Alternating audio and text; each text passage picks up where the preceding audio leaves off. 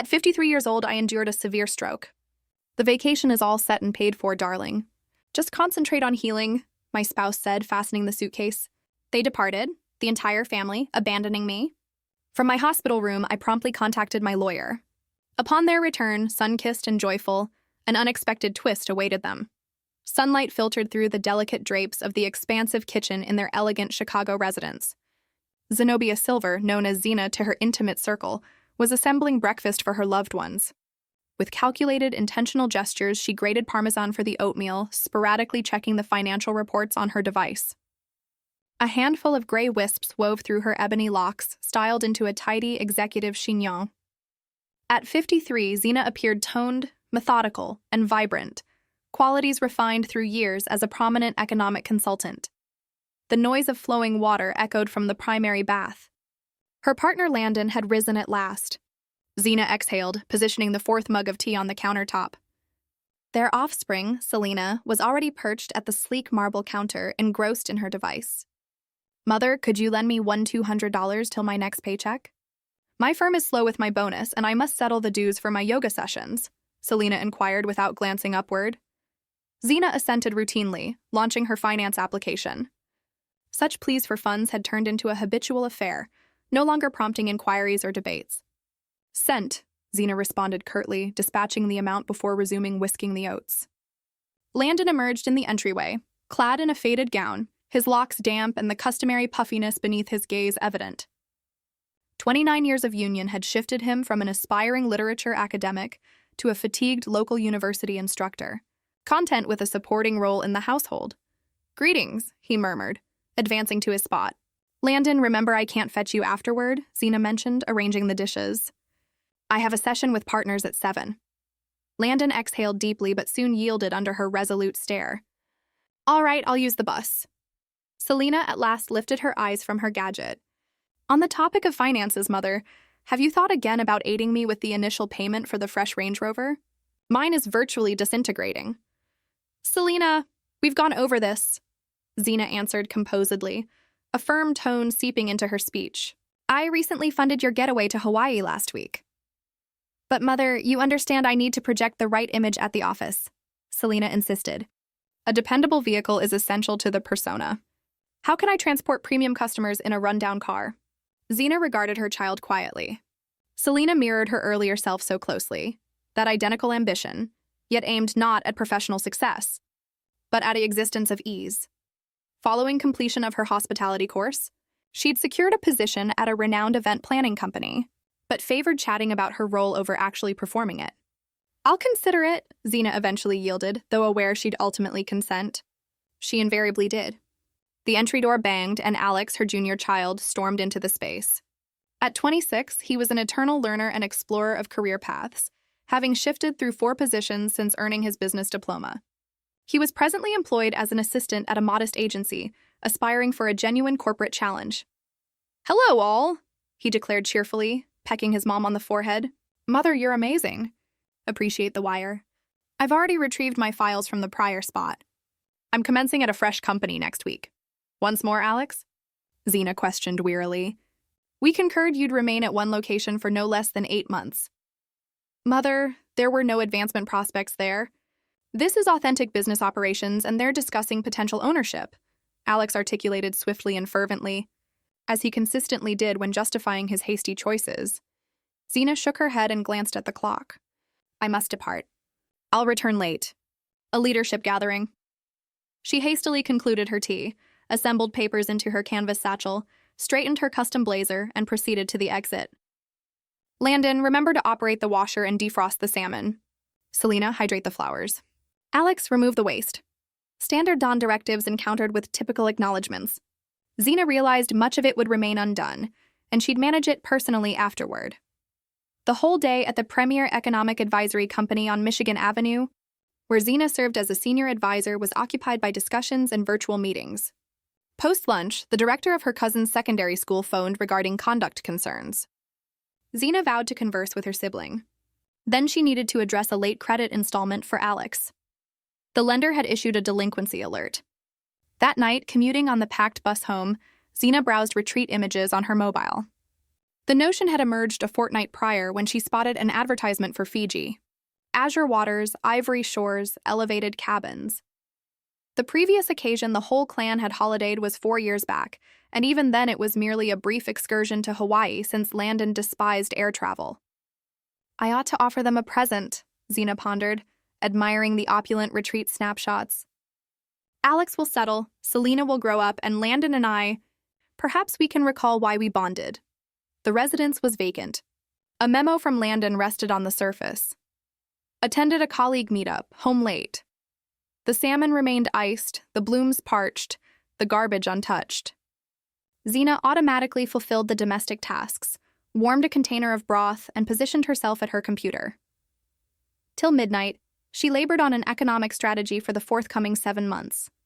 If she constricted her expenditures, accepted additional assignments, and deferred the intended kitchen upgrade, they could finance Fiji by June. All it demanded was laboring 6 days weekly for the subsequent 5 months. Thus commenced her unyielding routine, rising at 4:30 a.m. to complete tasks prior to employment, returning at 10:05 p.m. with supplementary duties. Weekends affixed to her computer. Infrequent communications arrived solely with queries. Mother, where are the autumn jackets? Xena, I can't locate a fresh tie. Mom, could you transfer another $60 for a cab? By March, Xena had confirmed the lodging and schedule. She reserved an elevated lodge, the grandest available, with 3 chambers and a personal infinity basin. She settled for the airfare, coverage, and shuttles, all for those delighted expressions she envisioned witnessing when she revealed the surprise in late April. With all compensated and arranged, Xena assembled the kin. I possess a treat for you, she declared, observing their puzzled looks. In June, we're all traveling to Fiji for 10 days. The response surpassed every anticipation. Selena yelped and dashed to embrace her mom. Alex was doubtful initially, then eagerly researched the lodge online. Even Landon grinned and clumsily hugged Xena. That's astonishing, he stammered. Are you certain we can manage this? I've computed all, Xena beamed, relishing the uncommon instant of kin harmony. The following month and a half rushed by in a whirlwind of readiness. Selena ceaselessly acquired fresh beachwear and seaside attire, perpetually seeking her mom's view. Alex zealously explored snorkeling expeditions and regional sites. Landon, surmounting his anxieties, perused critiques about the journeys and viewed clips about the exotic atolls, and Xena toiled. The fresh initiative demonstrated more intricate than anticipated. Leadership required outcomes. Partners altered the conditions. Late evening sessions, pressure, perpetual rest shortage. Yet she persevered, aware that shortly they would all unite, content by the sea. A fortnight prior to the excursion, Selena neared her with an unforeseen plea. Mother, may I invite Kyle? You know, the fellow I'm seeing. He can purchase his own fare. He simply requires a place in our lodge. Xena battled to restrain her annoyance. Selena, this is a kin holiday. Moreover, the lodge is solely intended for 5 individuals. But Mother, we've been united for 7 months. He's essentially kin, Selena pouted, just as she did when insisting on something as a youngster. No, Xena stated resolutely. And that's conclusive. Selena banged the portal. She stayed ostentatiously mute during supper. Landon, as customary, endeavored not to meddle in disputes between his spouse and offspring. Alex was overly occupied selecting adventures to observe the kin tension. 4 days before their departure on a Friday, Xena awoke sensing like her skull was laden with cement. Queasiness swirled in her gullet and her left limb prickled. Overexerted, she reasoned? It'll dissipate. She labored out of the mattress, attempting not to rouse Landon. In the washroom, Xena doused chilly liquid on her visage and examined her image. A pallid countenance, rings beneath her orbs, fresh creases that hadn't existed a fortnight prior. It's okay. I'll unwind in Fiji, she mused, unlocking the remedy cupboard for an analgesic. She merely had to endure for 4 more days, but destiny had alternate schemes. That June dawn, Xena was intending to prepare a festive morning meal. With solely 4 days till their journey, she desired to heighten excitement for the holiday. Scones and sauce for Landon, waffles for Selena, and sausage and toast for Alex, a touch of everyone's Midwestern preferences. Xena was diligently dicing fruits when she sensed the blade slide from her abruptly desensitized digits. An odd feeling extended across her whole left limb, then her thigh. Xena attempted to rest on the surface, but her form wouldn't comply. All blurred before her vision. "Landon?" she summoned, scarcely a murmur, but her tone resonated warped. Foreign. Xena attempted to advance toward the portal and tumbled onto the ground, upending a chair. The clamor awakened Landon. "What the Xena?" He dashed into the space in his undone nightwear and halted, witnessing his spouse on the floor. Heavens, what occurred? Xena wished to respond, but her lips felt inflated and defiant. She could merely gaze at her partner, striving to express the dread and agony that had immobilized her frame. "Dial 911 swiftly." Landon frantically hunted for his mobile, colliding with furnishings. "Remain still. All will be okay." A commotion emerged from Selena's chamber. "What's all that racket so early?" she queried drowsily, glancing out the portal. "Your mom is ill." "Dial 911 now," Landon bellowed, crouching beside his spouse. Selena, viewing her mom on the ground, clamped her palms to her lips in terror. "Mom, what is it?" "I don't know." "Summon the paramedics quicker." The subsequent moments blended into a hazy spectacle for Xena. Terrified cries, palms attempting to elevate her, Alex's tone hurrying into the space. "What? How? When did this occur?" Awareness wavered. The paramedics arrived in 15 minutes. A youthful paramedic swiftly evaluated the circumstance. "Appears like a stroke. Urgent medical care is essential," he stated composedly, issuing directives to his colleague. "Who will accompany?" "I will." Landon advanced. "She's my spouse." Xena was cautiously shifted onto the gurney. At the final instant, already in the entryway, she discovered the vigor to faintly clasp Selena's palm, as if endeavoring to convey, "Don't fret. I'll be all right." In the medical facility trauma unit, all transpired rapidly. The overseeing specialist, a robust lady with a cropped hairstyle, promptly inspected Xena. Evident indicators of ischemic stroke. Prompt MRI and relocation to intensive care. Xena's stretcher vanished behind swinging portals, leaving a distressed Landon in the passage. He slumped into a vinyl seat, concealing his visage with his palms. The mobile in his pouch buzzed incessantly. Selena and Alex were requesting updates. The physician emerged 3 hours later. "Are you Zenobia Silver's partner?" "Yes." Landon leaped up. "How is she?" "Ischemic stroke in the primary cerebral vessel area. Her state is grave but steady. We delivered clot dissolvers and conducted preliminary measures. She's in intensive care now. The forthcoming 48 hours are pivotal. Will she survive?" Landon's tone quivered. "The outlook is guardedly optimistic. It's fortunate she was delivered so promptly. But she confronts an extended and demanding recuperation, left-sided immobility, and disrupted articulation," the physician articulated, and Landon sensed the floor vanishing beneath him. "You may see her tomorrow if her state steadies." Landon returned residence that night, drained from the medical facility, anticipation, and administration.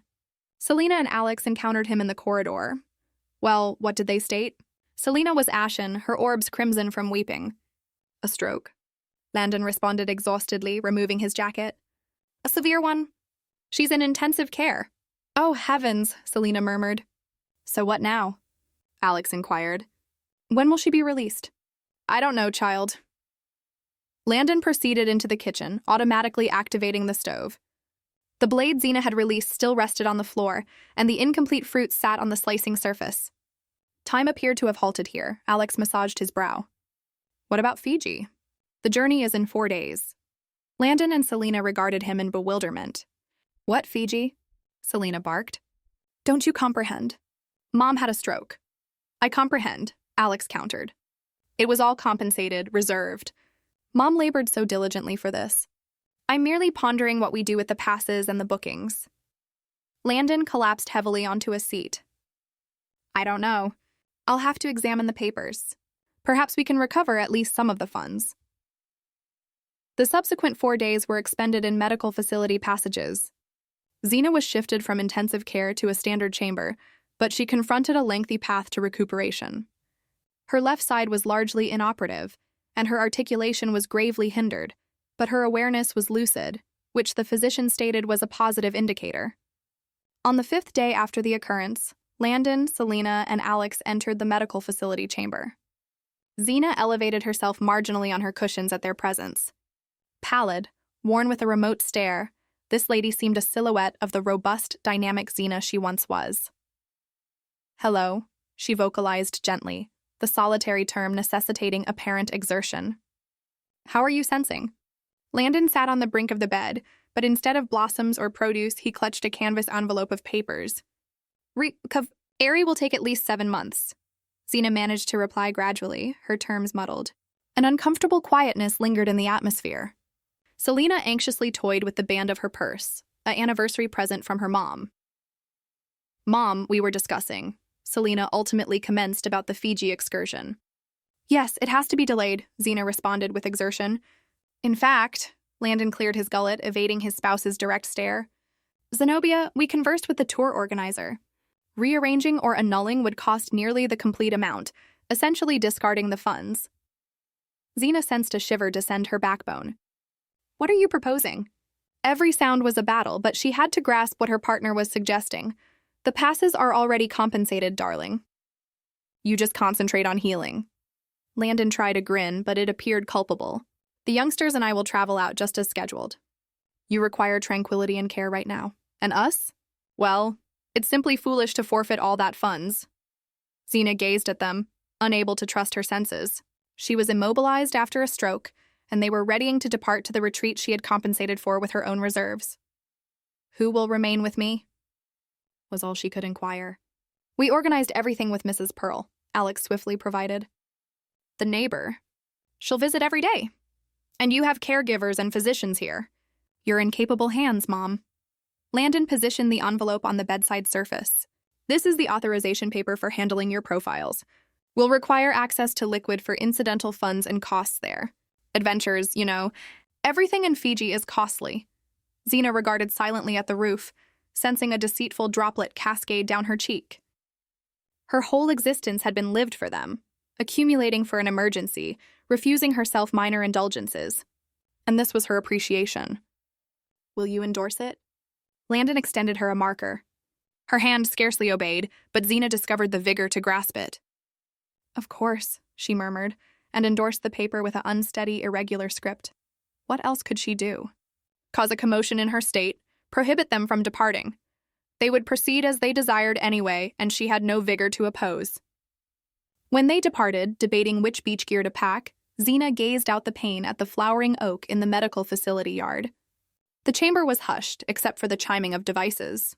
Outside, the foliage murmured gently, and chuckles floated from the garden. Life continued. But for Xena, it seemed to have solidified in this aseptic chamber with the odor of remedies. Mrs. Pearl visited that night, a benevolent, robust lady in her mid-70s bearing a sack full of apple tarts. "Zenobia, dear," she bemoaned, viewing her acquaintance, "what in the world transpired to you? The instant I learned, I came straight over." Landon had hurried by, she clarified, stating they had an urgent journey to undertake and requested her to check on Xena. "Urgent journey?" Xena chuckled bitterly to herself. What a handy tale for the elderly woman. "Thank you, Pearl," Xena managed to utter with difficulty. "You shouldn't have." "Nonsense. We're acquaintances, aren't we?" Mrs. Pearl waved her palm, settling onto a seat. "I brought you some homemade tart and a container of lemonade. That medical facility fare is something else." The senior lady chatted endlessly, sharing the recent community updates, rumors about other acquaintances, and tales about her numerous descendants. Xena listened distractedly. The internal chill that settled after the discussion with her kin wouldn't dissipate. The following day, caregiver Eliza Thompson, a lady Xena's age with compassionate but fatigued orbs, entered the chamber. "How are we sensing today, Miss Silver?" she queried, inspecting the drip. Xena desired to respond fine, but unexpectedly erupted into tears instead. Tears cascaded down her cheeks, and she couldn't halt them. "What is it?" the caregiver fretted, sitting beside her, stammering and halting. Xena recounted what had transpired. The excursion she had planned for the whole kin, the disloyalty of her spouse and youngsters flying to Fiji while she lay immobilized, and the authorization. "I didn't even examine what I endorsed," she concluded. Caregiver Eliza furrowed her brow, retrieved the envelope from the table, and studied the paper meticulously. Suddenly, she inhaled sharply. "Miss Silver, this is a broad authorization over all your holdings, not just profiles, but property, investments, and securities." They can handle everything you possess. Xena felt the chamber whirl. How could they? Had they only ever viewed her as a purse, a origin of ease throughout their years of her devoted attention? The extent of the disloyalty made it difficult to inhale. We need to tackle this promptly, caregiver Eliza stated decisively. Do you have a dependable individual, a attorney or notary whom you trust? Xena pondered for a moment, then recalled attorney Elias Brown, a business lawyer she had collaborated with at the firm years prior. They had sustained an amicable professional bond, sporadically encountering at gatherings. Gathering all her vigor, she dictated the contact number to the caregiver. Thank you, Xena whispered. I don't know what I'd do without you. You focus on healing. Caregiver Eliza gently patted her hand. We'll manage this. That night, Mrs. Pearl came again, bringing muffins and news. Your people left for their journey? Zenobia saw the cab pull up to the residence, loaded the luggage, happy as could be, grinning. Landon told me you gave them your approval so the passes wouldn't be wasted. You're such a fine lady thinking of your kin, even in this condition. Xena closed her eyes so the acquaintance wouldn't see the agony reflected in them. Gave them my approval? A convenient phrasing. Thank you for visiting was all she could say. Xena couldn't slumber that night. Muted sounds of medical facility life filtered in from the doorway, caregivers' steps, the chiming of devices, distant voices, and somewhere up in the dark sky, an aircraft carried her kin toward warm waters and ivory shores. How could I have been so oblivious, she thought, gazing at the roof. So many years living with people and not seeing their true natures. So many years giving everything and getting nothing in return. For the first time in years, Xena felt utterly isolated. And in that isolation, in the silence of the hospital room, bathed in the light of the street lamp falling through the window, a decision was born that would change her entire future. The following day, as the morning sun barely penetrated the medical facility blinds, a soft knock came at the portal. Xena painfully turned her head. Attorney Elias Brown stood on the threshold, a tall, trim man in his late 50s with neatly trimmed silver hair. He held a leather briefcase and a small bouquet of yellow daisies. Good morning, Miss Silver, he said, stopping at the doorway. May I enter, Elias? Xena tried to smile, but it came out as a weak grimace. Thank you for coming. The lawyer approached, placed the flowers in a water pitcher, and sat on the chair beside the bed. His attentive gaze swept the room, noting the absence of other flowers or any sign of family visits. Your caregiver called me, she explained the situation. He spoke calmly, without excessive pity, which Xena especially appreciated. Pity felt unbearable right now. I brought the documents. Where is this authorization in question? Xena weakly nodded toward the bedside table. Elias Brown took the folder, examined the contents carefully, and shook his head. Indeed, a general authorization with extended powers. The right to dispose of all your personal and real property. Bank accounts and securities, he frowned. Who prepared this document? My husband, Xena said with difficulty. I thought as much, the lawyer nodded. There are flaws in the execution. First, there is no proper witness present, which already casts doubt on the document's legitimacy. Second, it lacks the detailed scope of authority that is mandatory for this type of POA. He pulled forms from his briefcase and laid them out on the movable table. We will immediately draw up a statement of revocation. Then we will prepare notices for the banks to freeze all operations on your accounts until the circumstances are clarified. Caregiver Eliza. Thompson appeared in the doorway with a tray holding cups of tea and a plate of biscuits. I figured you could use some sustenance, she smiled, placing the tray on the table. How is the progress? We are proceeding with the restoration of justice, Elias Brown replied, nodding gratefully to the caregiver. Miss Silver, I need details. Which bank should I notify? Do you have safety deposit boxes? Any property other than your primary residence? For the next hour, Xena, overcoming her speech difficulties, slowly and thoroughly answered the lawyer's questions. Caregiver Eliza helped when a long name or sequence of numbers was particularly hard to pronounce. Elias Brown methodically filled out the forms, occasionally clarifying details. We will nullify the authorization today, he stated decisively, finishing his writing. If I may offer a piece of advice, it is time to review other legal documents, specifically your will. Xena paused. She had written her will years ago, before Alex was born. Back then, it was simple. Her husband and children received equal shares of the estate. The document hadn't been reviewed since. Yes, she said firmly after a pause. I want to change the will. Elias Brown looked at her intently. Are you sure? This is a serious decision, especially in your condition. Exactly. In my condition, Zena countered, mastering her unruly tongue, I see more clearly than ever. The lawyer nodded. Very well, let's discuss the details. While Zena's family was packing their bags, not bothering to call the hospital, she, with the help of her lawyer, not only revoked the POA but also drafted a new will. The majority of her estate was now allocated to a neurological recovery charity assisting stroke patients, as well as a generous bequest to Eliza Thompson, who in a few days had shown more care than her own family had in years. Zena also arranged for the creation of an endowment to support young neurological recovery specialists. Are you certain? Elias Brown asked cautiously, finalizing the documents. Absolutely, Zena answered firmly, feeling a strange sense of relief. For the first time in years, she was making a decision based only on herself and her wishes. Caregiver Eliza, upon hearing about the will, shook her head resolutely. Miss Silver, I can't accept this. We've just met. You are the only person who has shown care, Zena said slowly but clearly. Please accept it as a symbol of my gratitude. Elias Brown packed the documents into his briefcase. Now for the practical steps.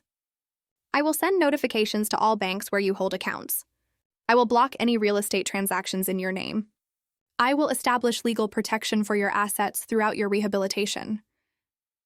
Zena nodded gratefully. Thank you. My pleasure. The lawyer stood, preparing to leave. I will visit you regularly. We'll monitor the situation together. When he left, caregiver Eliza helped Zena get into a more comfortable position in bed. How are you feeling? Strange, Zena admitted. Like I just woke up from a long sleep. That's a good sign, the caregiver smiled. It means recovery has begun, and not just the physical kind. That evening, as Zena was falling asleep, the phone on the bedside table vibrated quietly. She managed to reach for it with her good hand. Landon's name appeared on the screen. With a composure that surprised even herself, Zena pressed the answer button. Yes, darling. It's me. Landon's voice sounded nervous and strained. We're at the airport. There's a problem with the payment. The card isn't working for some reason. Zena remained silent, listening to her husband's frantic breathing on the other end of the line. Are you hearing me? He asked after a pause. We need to pay the baggage fees and for the unlimited Wi-Fi at the resort. The card says declined. Unfortunately, no, Zena answered calmly, surprised at how clear her voice sounded. The authorization has been revoked, and I have generally revised our financial relationship. What do you mean revised? Landon's voice edged into panic. We are at the airport. We need the money. You have your own cards and your own savings. Zena was amazed at the serenity of her voice. Enjoy your vacation on your own dime. Zenobia, you're not well. This is the aftermath of the stroke. You need therapy, Landon shouted. But she had already pressed the end call button. The phone immediately rang again, then again. Notifications about messages popped up, first from Landon, then Selena, then Alex. Zena silenced the phone and placed its screen down. For the first time in years, she didn't rush to solve someone else's problems. In the morning, she was awakened by voices in the hallway. It sounded like Landon was trying to break into the room, but the duty caregiver wouldn't let him. You don't understand. She's my wife, his indignant voice carried to Zena. She's taken an irrational decision. She's not herself. Visiting hours are strictly 4 p.m. to 7 p.m., the caregiver replied unperturbed. And according to our records, the patient's condition is stable with positive dynamics. If you want to speak with her, please return during visiting hours. The footsteps receded and silence fell. Zena closed her eyes, feeling the tension of the past few days finally release. She didn't know if they had ultimately flown or not, and for the first time, she didn't care. At noon, caregiver Eliza appeared. You have a visitor, she announced. May I let him in? Zena tensed, thinking Landon had returned, but Elias Brown appeared in the doorway. All documents are executed. Notifications have been sent, he announced without preamble. Your accounts are secured. Your property is safe. Now you can focus on your recovery. Thank you, Zena thanked him sincerely. What about my family? According to my information, they did fly out, the lawyer replied. Your husband had to use his own credit card to cover the additional expenses. Zena nodded. Strangely, the news didn't cause pain, only relief. Now that the decision had been made, she could move forward. I called a friend who is a rehabilitative specialist, Elias Brown continued. He is ready to take on your recovery program. A very good doctor. He worked in Germany. I'm not sure if I can afford it right now, Zena stammered, thinking about her frozen accounts. Don't worry about that, the lawyer smiled. You have sufficient funds in a cash account that was not included in the authorization. Furthermore, your insurance covers a significant portion of the rehabilitation. The next 2 weeks, Zena devoted entirely to recovery. With the same determination she had once used to build her career, she now fought for the return of her mobility and speech. Caregiver Eliza helped her with exercises, brought her books on neuroplasticity, and provided support whenever Zena was ready to give up. The rehabilitative specialist, Dr. Marcus Hale, was demanding but highly effective. Listen, Miss Silver, he would say, helping her perform complex exercises for her left hand. The brain has an amazing ability to recover, but it requires 2 things: consistent practice and a positive mindset. I can provide the first. The second is entirely up to you. And Zena tried. Every day she performed all the prescribed exercises, forcing her disobedient muscles to work. With the help of a speech pathologist, she trained her speech, repeating complex tongue twisters. In the evenings, she read aloud, recording herself to track her progress. Elias Brown visited her regularly, helping her sort out legal matters. They moved all her accounts to a new bank, changed passwords and access, and prepared documents for the division of property. Are you sure about the divorce? He asked one day, filling out yet another form. Perhaps you should wait until you are fully recovered. No, Zena replied firmly. The slightest trace of her former uncertainty was gone from her voice. It is precisely now when I am physically weak that I need legal protection. The lawyer nodded understandingly. A sensible decision. There was no news from the family. Zena's phone remained silent. No calls, no messages. Sometimes she looked at photos of the resort in Fiji, imagining them sunbathing, swimming, and enjoying life. Strangely, these thoughts didn't cause bitterness, only quiet determination to follow her own path. The day before the family's return from Fiji, Zena was transferred from the hospital to a rehabilitation center. The room was bright and spacious with a large window overlooking a park. Elias Brown personally accompanied her during the transfer, ensuring all necessary paperwork was in order. You'll be comfortable here, he said, helping her get settled. And most importantly, you'll receive professional recovery treatment. Zena looked at him with gratitude. I don't know how to thank you for your help. You already have, the lawyer smiled. With your tenacity and will to live.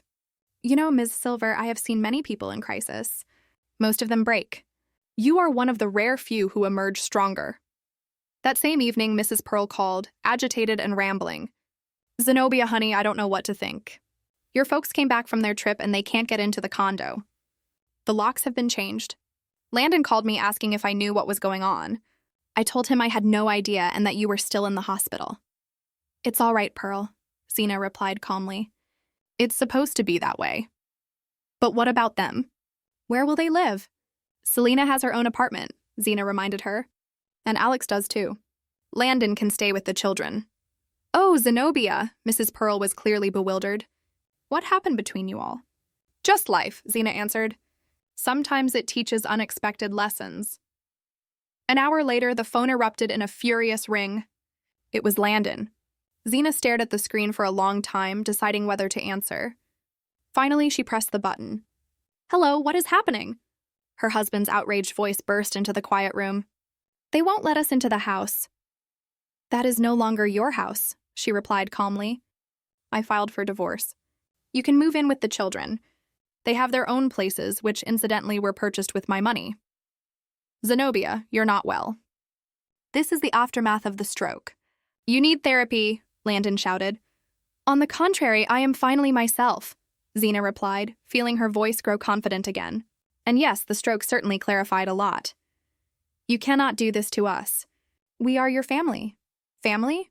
Zena laughed bitterly. Family does not abandon a loved one in the hospital for a vacation. Family does not deceive with authorizations. Family supports you in distress rather than thinking of their own advantage. Zenobia, listen. All the documents are with my lawyer, she interrupted. He will contact you to discuss the divorce terms. Zena pressed the end call button and turned off her phone. A calming silence settled in the room. Outside the window, the sunset began. painting the sky in shades of rose and gold. Zena looked at this riot of color, feeling a strange serenity. For the first time in many years, she was completely in control of her life and her future. And although months of difficult rehabilitation and legal battles lay ahead, she knew she would prevail. She slept without sleeping pills that night. She did not dream of nightmares about illness and betrayal.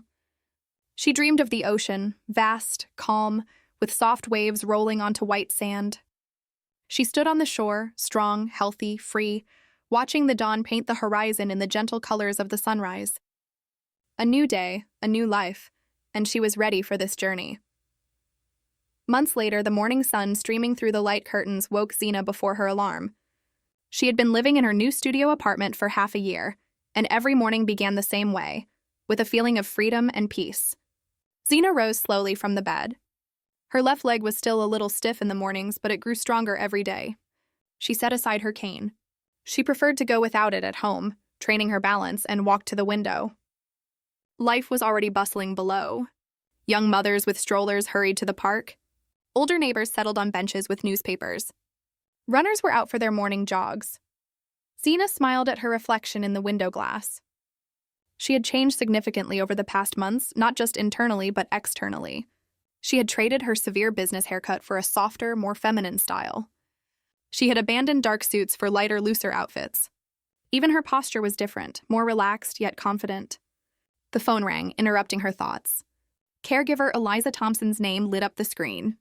"Good morning," her friend greeted brightly. "Are you ready for the big day?" "As ready as a person can be for the opening of her own center," Zena replied with slight anxiety. "I'm a little nervous." "That's normal," Eliza reassured her. "I'll pick you up at 10 Sao. Everything is ready. Just the final touches left." After breakfast, Zena carefully chose her outfit. Today was a special day. The opening of the Fresh Start Support Center for Stroke Patients, co-founded by Zena and Eliza.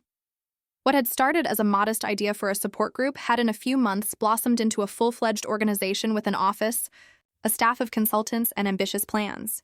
Zena chose a light green dress with a wide belt and comfortable but elegant low-heeled shoes. Looking at herself in the mirror, she couldn't help but notice how her face had changed. The wrinkles hadn't vanished, but her gaze was livelier, clearer.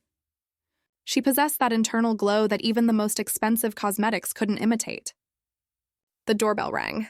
Instead of the expected Eliza, Alex stood on the doorstep, pale, drawn, and wearing a crumpled shirt. "Mom," he began uncertainly, "can I come in? I need to talk." Zena silently stepped aside, letting her son into the apartment. They had seen each other only twice in the last 6 months. Both meetings had ended in arguments and mutual accusations. "What's wrong?" she asked when they were seated in the living area. Alex nervously clasped his hands. I have problems. I was let go from the firm. I haven't been able to find a job for 2 weeks." Zena looked closely at her son, noting the shadows under his eyes, the messy stubble, and his trembling hands. "And what do you want from me?" she asked pointedly. "I need help, Mom." Alex lowered his gaze. "I only have enough money to cover rent this month. After that, I don't know what I'll do." In the past, Zena would have immediately opened her wallet or transferred the necessary amount. But now she only shook her head. "Alex, you're a professional. You have a degree. You have experience, even if it's small. Why did you come for money again instead of advice or support? What's the difference?" He answered with sudden anger. "You always helped, and now, because of some grudge, you've abandoned all of us." "Not because of a grudge," Zena calmly countered. "Because of the realization that I was only harming you with my excessive care." She looked at him with honest, unflinching love. "Look at yourself, Alex. You're 26, and you still haven't learned to stand on your own 2 feet." "That's cruel," he whispered. "It's the truth," Zena said softly. "And you can be angry, you can be hurt, but deep down, you know I'm right." She walked to her son and for the first time in a long time placed a hand on his shoulder. "I can help you find a job. I have connections in the business field. I can give recommendations for an interview, but there will be no more money, Alex. It won't help you or our relationship." He looked at his mother with disbelief. "You're serious? You won't even lend me money until I find a job." "I won't even lend you money," Zena confirmed.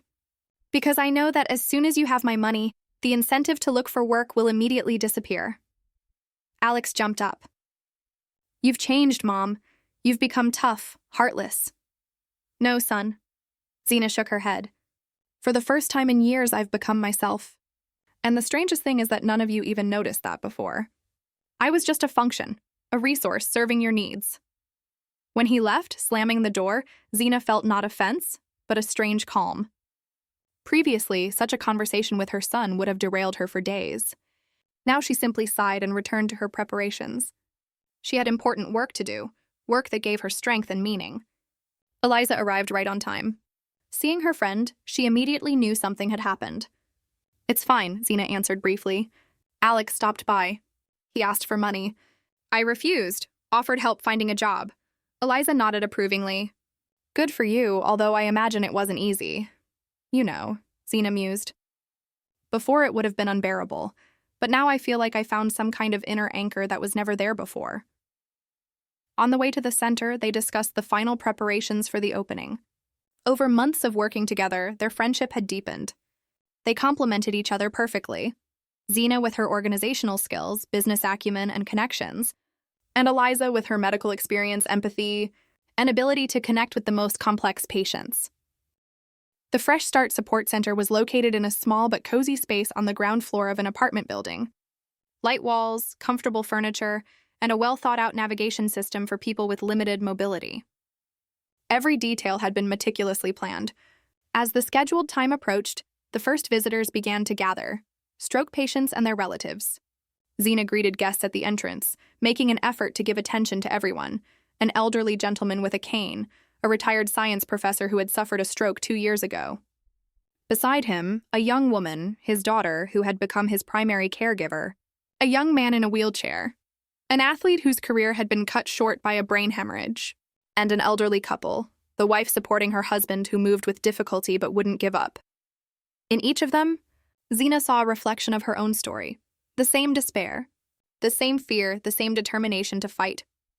And for everyone, she had words of support. Not empty platitudes, but an honest conversation from someone who had walked the same path. When everyone had gathered, Zena stepped up to a small platform. Excitement washed over her. It was the first time in a long time she was speaking in public, even if it was a small audience. Good afternoon.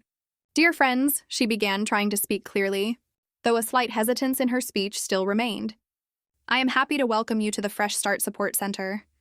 A year ago, I suffered a severe ischemic stroke. That event divided my life into before and after. Zena looked around the room, seeing understanding and empathy in the eyes of the gathered people. The stroke took a lot from me.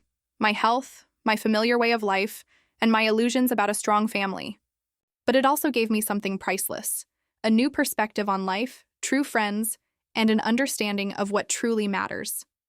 She smiled, glancing at Eliza, who stood by the wall. Our center was created not just for physical rehabilitation, although that is vital.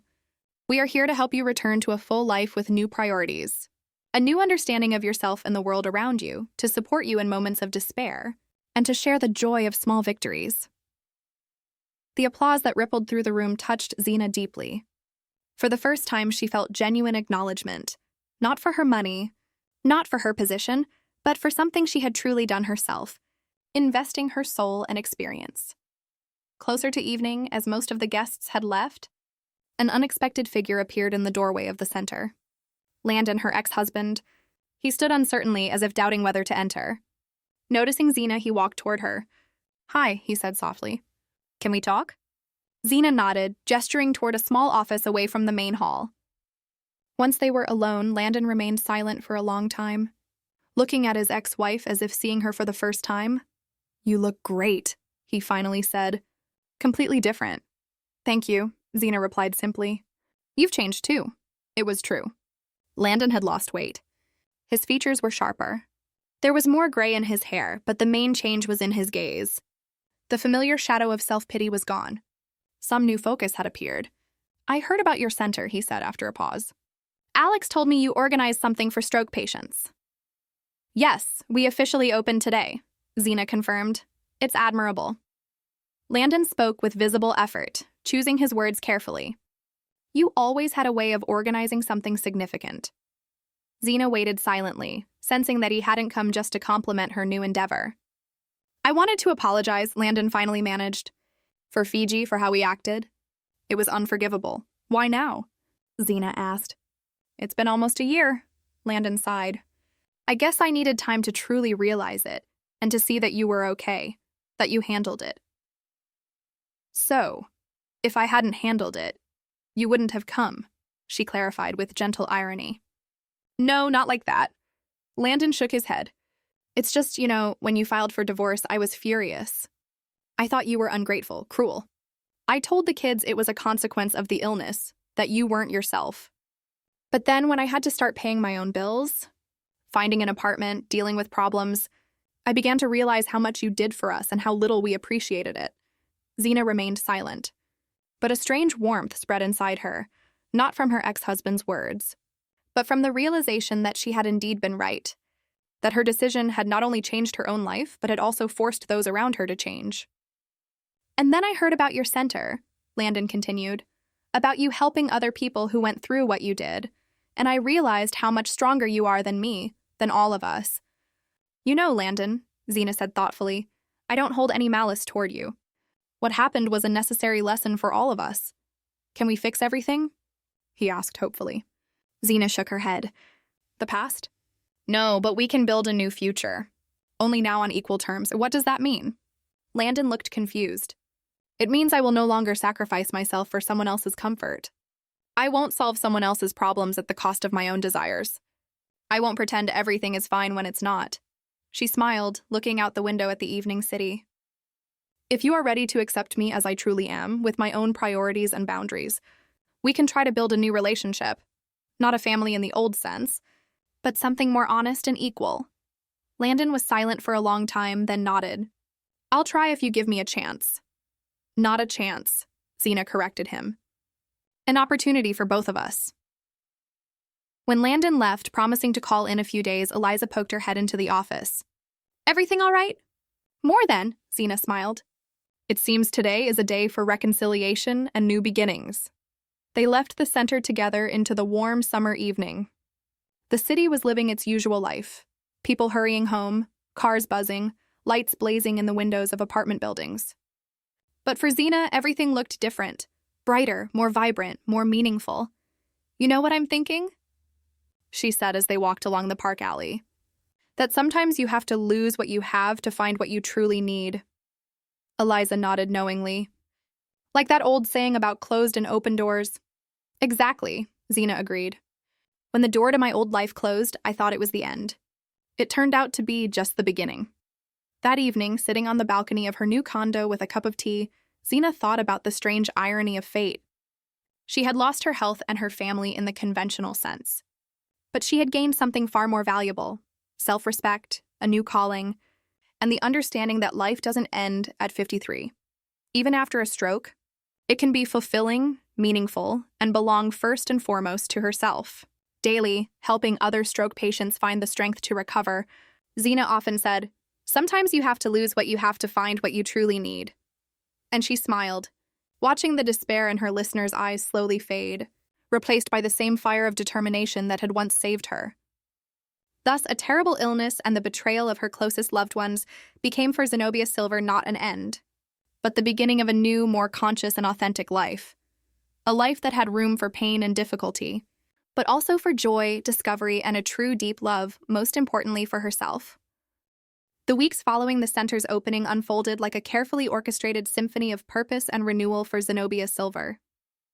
Mornings began with physical therapy sessions at the rehabilitation facility adjacent to Fresh Start, where she pushed her body to reclaim what the stroke had stolen. Afternoons were devoted to the center, coordinating volunteer schedules, leading support group circles, and personally mentoring new patients who arrived wide-eyed with fear.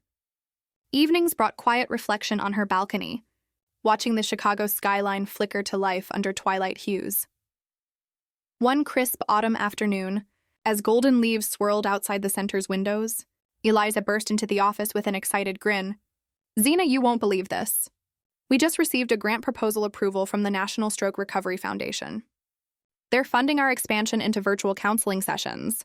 Xena looked up from her laptop where she was finalizing patient intake forms. "That's incredible. How much?" Enough to hire 2 full-time therapists and upgrade our telehealth platform, Eliza replied, waving the email printout. This is because of your story, you know. The one you shared at the conference last month. Zena leaned back in her chair, a soft smile crossing her lips. Her keynote speech at the Regional Neurology Symposium had been a turning point.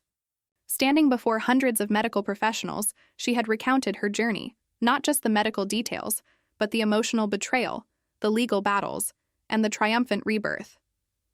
The stroke didn't just affect my brain, she had told them. It shattered illusions I didn't know I held.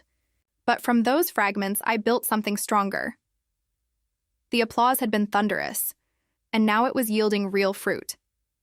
As they celebrated with herbal tea in the break room, the front door chimed. A young woman entered, hesitant, clutching a referral letter. She was in her early 30s, with a toddler balanced on her hip and exhaustion etched into her features. "Hi, I'm Maria," she said softly. "My husband, he had a stroke 3 months ago. The hospital recommended this place." Zena's heart ached with recognition. She remembered those early days, the uncertainty, the isolation. "Welcome, Maria. Let's get you settled in the family lounge. Eliza can watch your little one while we talk." Over the next hour, Maria poured out her story. Her husband's sudden collapse at work, the mounting medical bills, his frustration with partial paralysis, and her own burnout from juggling caregiving, a part-time job, and motherhood. "I feel so alone," she whispered, tears spilling. "His family helps sometimes, but mostly it's just me." Zena nodded, placing a gentle hand on hers. "You're not alone anymore. That's why we're here. We'll create a custom plan, physical therapy for him, respite care for you, and support groups where you can connect with others who understand." By the time Maria left, her shoulders were lighter, a tentative hope in her eyes. Zena watched her go, feeling the profound satisfaction of purpose fulfilled. This was her new family, the one built on empathy, not obligation. That evening, as she prepared a simple dinner in her apartment, her phone buzzed with a text from Selena. It had been months since their last strained exchange. "Mom, can we meet? I have something important to tell you."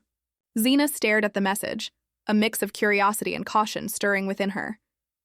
They agreed on a neutral spot, a cozy cafe near the lakefront the following Saturday. Zena arrived early, ordering a chamomile tea and settling into a corner booth. Selena appeared precisely on time, looking polished in professional attire that spoke of recent effort. Gone were the flashy designer pieces. Instead, she wore a tailored blazer and sensible flats. "Hi, Mom," she said, sliding into the seat opposite.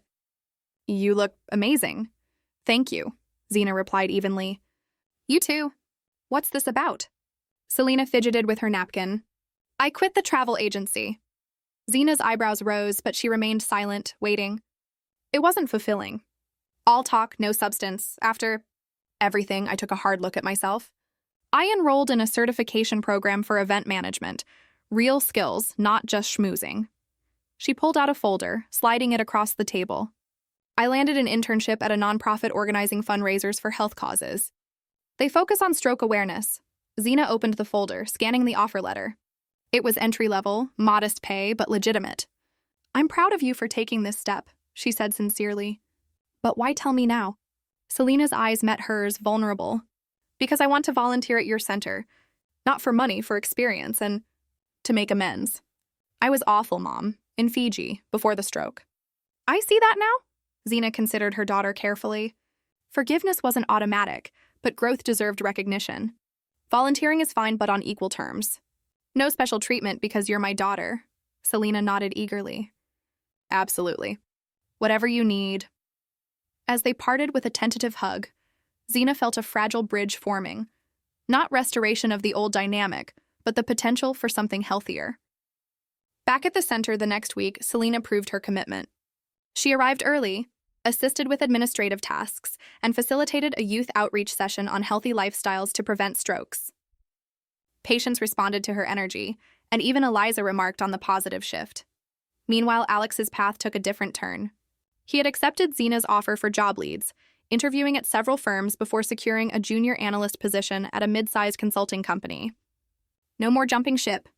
He committed to the 6-month minimum they had once discussed. His first paycheck arrived without a request for advance. A small victory he texted Zena about proudly. "Staying put this time. Thanks for the tough love." Landon, too, navigated change. He had moved into a modest apartment downtown, teaching extra classes to cover expenses.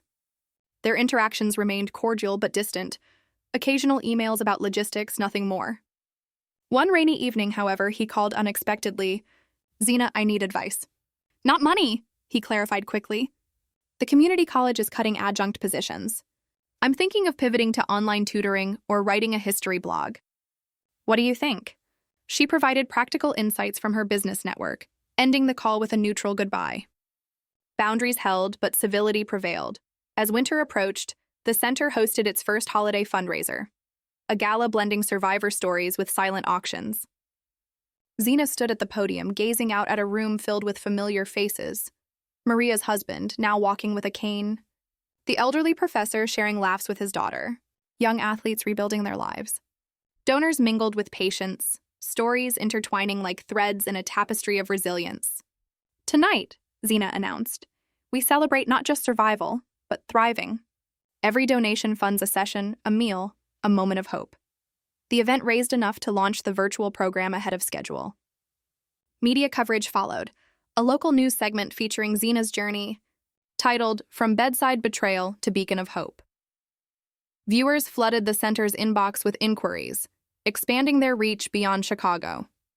One email stood out, from a woman in Atlanta, eerily mirroring Zena's old life. "Your story saved me. My family planned a cruise while I recovered. I revoked everything today." Zena replied personally, offering resources and encouragement. Personally, Zena explored new horizons. She joined a book club for professionals over 50, discovering shared interests in literature and travel. A gentle romance blossomed with Dr. Marcus Hale, her former rehabilitative specialist. Their first date, a walk along the lakefront, felt natural, unforced. "You've inspired me," he admitted over coffee. Not just as a patient, but as a partner in this work. She appreciated his respect for her independence, no pressure to merge lives prematurely, yet challenges persisted. A setback came midwinter when Zena experienced a minor transient ischemic attack, a warning flare. Hospital tests confirmed stability, but it underscored the lifelong vigilance required. Eliza supported her through the scare, reinforcing their bond. "We're in this together," she said, adjusting Zena's therapy plan. The incident also prompted Zena to advocate for advanced monitoring tech at the center, securing another grant. Spring brought renewal. The center's one-year anniversary coincided with Zena's full mobility milestone. No cane, fluid speech, boundless energy. A celebration gathered staff, volunteers, patients, and even tentative family. Selena organized the event flawlessly. Alex gave a toast to second chances. Landon attended quietly, contributing a historical trivia game that delighted attendees.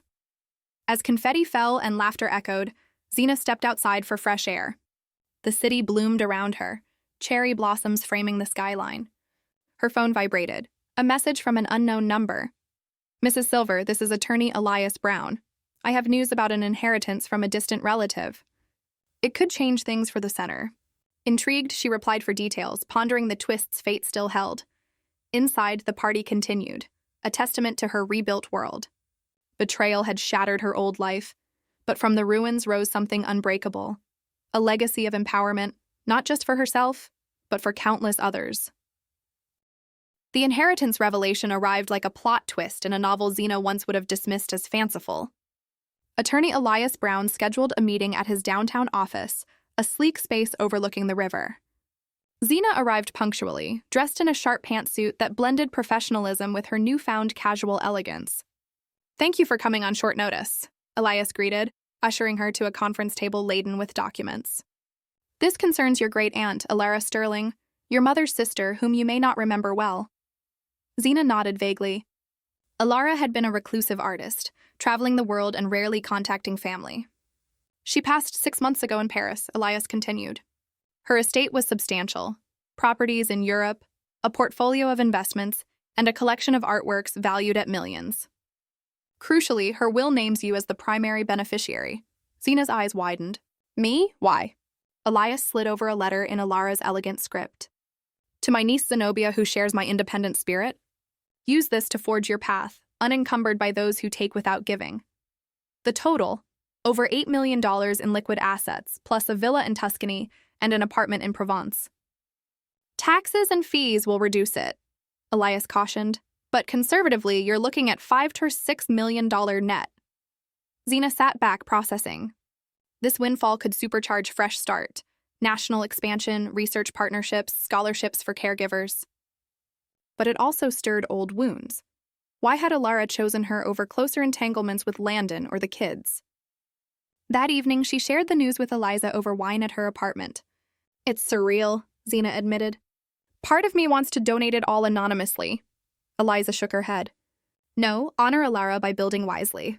Start with a foundation in her name. Inspired, Zena sketched plans. The Alara Sterling Resilience Fund, funding innovative stroke therapies and caregiver support nationwide. Family reactions varied. Selena was thrilled, offering marketing ideas for the fund. This could go viral. Art meets healing. Alex, pragmatic, asked about investment strategies to ensure longevity.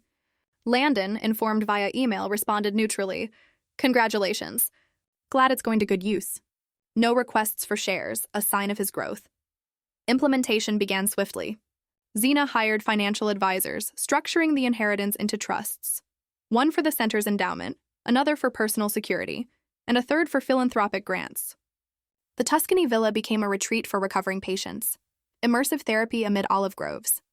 Province hosted artist residencies for stroke survivors exploring creative rehabilitation. Media frenzy followed.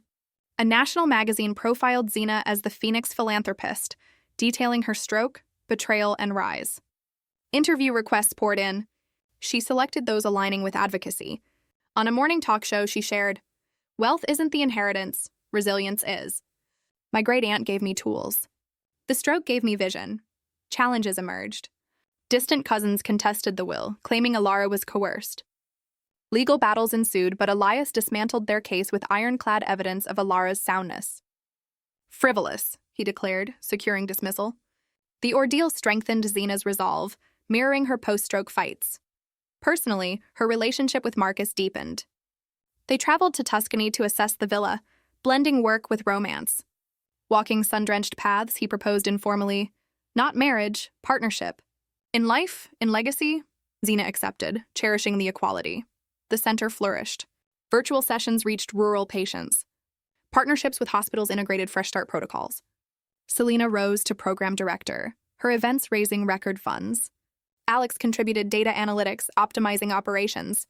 Even Landon volunteered history workshops on resilience through ages. 1 year post-inheritance, the Alara Fund launched a breakthrough, AI-driven therapy apps predicting recovery trajectories. Zena unveiled it at a gala in the villa, surrounded by global experts and survivors. From personal ashes, she toasted, rises collective fire. Yet closure lingered. A letter arrived from Alara's estate manager, a sealed box for Zena. Inside, journals detailing Alara's own betrayals. A husband who abandoned her during illness, family who exploited her success. You understand, a note read. Break the cycle, Zena did.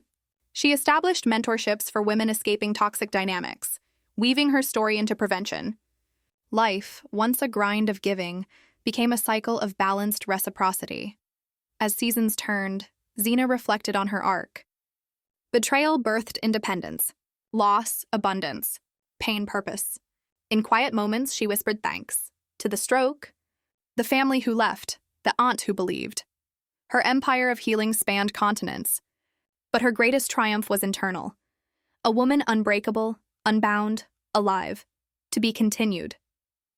In the final chapter, as Zena's legacy cements, will a long-lost family revelation heal old wounds or ignite new flames? Epilogue, 1,422 words. 2 years after the inheritance, on a balmy summer evening, Zena hosted an intimate gathering at the Tuscany villa. The occasion, the 5th anniversary of Fresh Start's founding, now a global network. Guests included Eliza and her family, Marcus, Selena with her fiancé, a fellow nonprofit worker, Alex and his steady girlfriend, and select patients whose stories had inspired expansions. The villa glowed with string lights, tables laden with Tuscan fare. Laughter echoed as survivors shared triumphs, one running marathons, another publishing a memoir. Zena, radiant in a flowing linen dress, circulated with ease, her gait steady, speech fluent, spirit unyielding. As dessert was served, limoncello tiramisu, a courier arrived with a package. For Signora Silver, he announced. Zena signed, curious. Inside, a vintage locket and a letter from Elias. Final piece of Alara's estate. DNA results enclosed. Heart-pounding, Zena opened the enclosure. Tests revealed a half-sibling, Alara's secret child, given up young. Now a doctor in Australia named Liam. He seeks connection, the note explained. That night, after guests departed, Zena video called Liam. A man in his 50s appeared bearing sterling features. Aunt Zenobia? He ventured. Mom spoke of you often, in letters she never sent. They talked for hours. Alara's hidden pregnancy, fear of scandal, regret. Liam had thrived, unaware of wealth until the will's publicity. I don't want money, he assured. Just family if you'll have me. Zena welcomed him. Visits followed. Liam at the villa, sharing medical insights for the fund. He integrated Australian therapies, strengthening the network. Family dynamics evolved. Selena married, crediting Zena's boundaries for her healthy partnership. Alex proposed to his girlfriend, seeking Zena's blessing without financial strings. Landon remarried quietly, sending congratulations. Zena responded warmly. Closure achieved. Marcus and Zena formalized their union in a simple ceremony amid the olives, vows of mutual support. In sickness and health, he echoed traditionally, but especially in strength. The center's impact, thousands rehabilitated, policies influenced, lives transformed. Zena authored a book, Shattered to Sovereign, a bestseller guiding betrayal survivors. In her final reflection, overlooking the vineyard at sunset, Zena pondered the tapestry. Stroke as catalyst, betrayal as liberator, inheritance as amplifier. Forgiveness coexisted with boundaries. Love with self-priority. A new message from Liam, coming for the Harvest Festival. Bringing my kids, your grandnieces and nephews. Zena smiled. The cycle broke, rebuilt stronger. Her journey, complete yet ever unfolding.